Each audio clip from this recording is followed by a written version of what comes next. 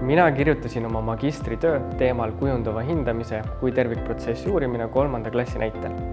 Ja töö eesmärk oli eelkõige õpetajana ise areneda, kuna ma igapäevaselt kujundavat hindamist oma klassis kasutasin, siis tahtsin näha, mis need tegelikud võimalused kujundava hindamise kasutamisel on ning järjepidevalt ja analüüsides neid siis uurida.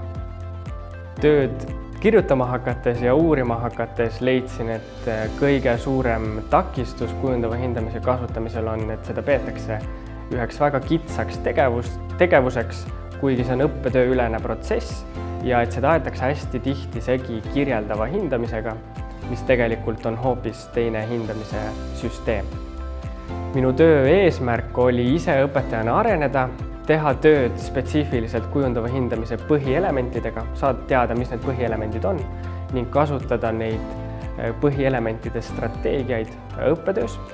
Lisaks kindlasti minu töö kvaliteedi parandamine ja magistritöö näol valminud kogumik kujundava hindamise strateegiatest.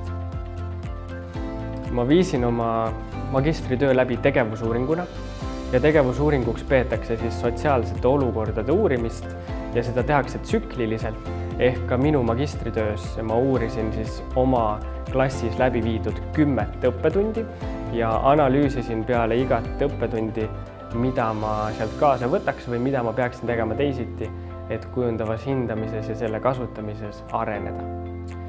Kõige olulisemad tulemused, mis ma oma tööst kaasa võtaksin, on see, et õpetaja peaks kõvasti ette valmistuma, kui ta hakkab kujundava hindamise strateegiaid klassis kasutama, ehk olulisel kohal on kindlasti põhjalikud tunnikonspektid.